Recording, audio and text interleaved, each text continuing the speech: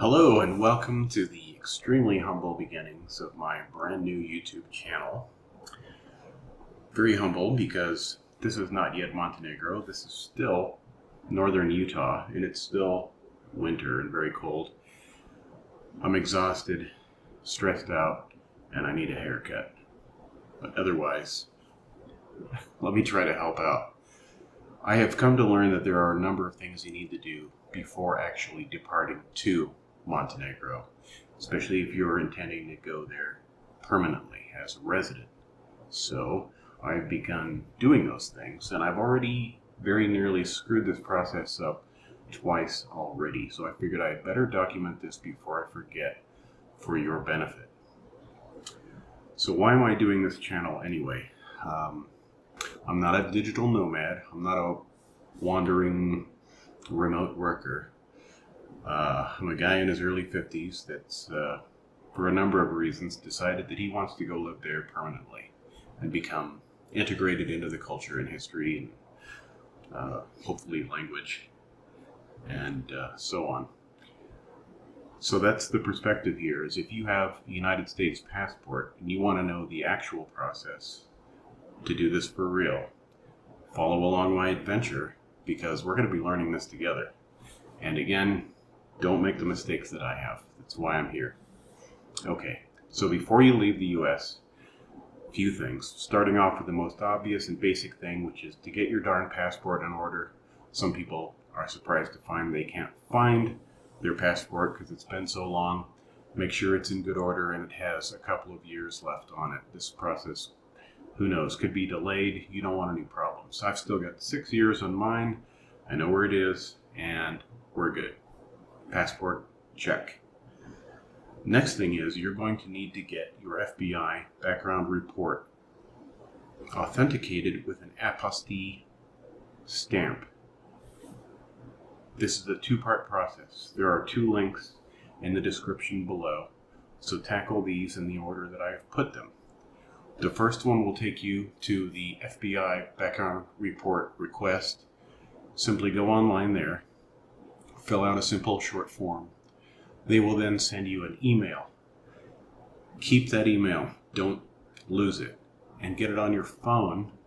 Make sure you can pull it up on your phone, because what you'll be doing next after you get that email excuse me, is you will be going to the U.S. Post Office nearest you. Not a postal service like UPS store, but it has to be a government post office. Tell them that you're there for FBI fingerprints, and they will know what to do. They'll bring out a tablet scanner, and that scanner they will use to scan first your barcode, and then all of your fingerprints will go on that digital tablet as well. Thank goodness it's not ink. Some things have gotten better. Once that's done, they will send that directly off to the FBI. The FBI, in my case, responded with my digital records within just a day. It was very fast. And then I got my hard copy of my FBI report in a week, which is pretty fast. And that will come in an envelope that looks rather like this. U.S. Department of Justice, Federal Bureau of Investigation.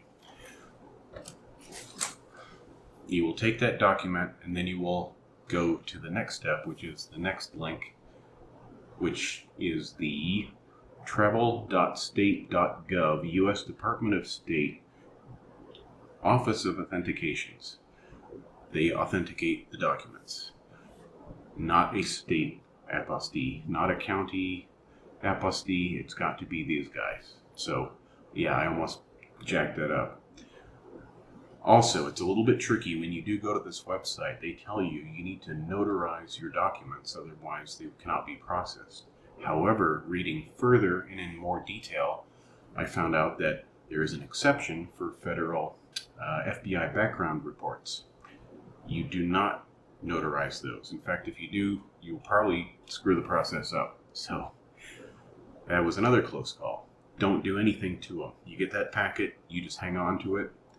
The other thing that you will need, assuming that you're just having the one document, those pages altogether are considered one document. You will need a money order or cashier's check for $20 payable to the U.S. Department of State, and then you will need to print out the form that you will do on that second link. It's a little bit longer form. It's not very long. It's pretty darn easy.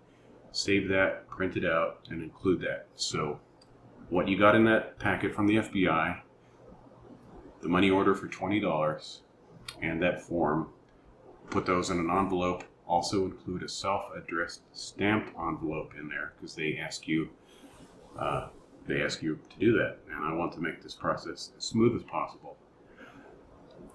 What else do we need to do before we go? Downsize our piles of crap, and that's what I've been doing. That's why I'm so stressed out and sore and sleep deprived. Just getting rid of everything I possibly can. My entire world is going to be in 2 check-ins, a carry-on, and an attaché case. I'll take pictures of what this new version of all my stuff looks like. You can't get rid of enough stuff, or too much stuff. So downsize. I know it's tough. We live in the life that we live, but it's time. So that's it for now. The scenery is going to get a lot better. For the sake of reference, I hate it when there are YouTube videos and I don't know when they were taken. Today is January the 19th, 2024. My ticket out of town departs from Salt Lake City International Airport on March 9. So what is that, like a month and a half? Something like that. It's going to be pretty fast. And then I will arrive in Tivat International Airport, Montenegro on March the 11th. And then I will be proceeding to my rental in Budva on the coast the same day. So I'll let you know how these documents work out, see if there were any snafus, and you'll be the first. Well, I'll be the first to know. Then you will know right away. Thanks so much for stopping in. If learning this process of moving to Montenegro is important to you and you have a U.S. passport and you're going to be following in my footsteps, reach out, say hi, give me a like, subscribe, and thank you.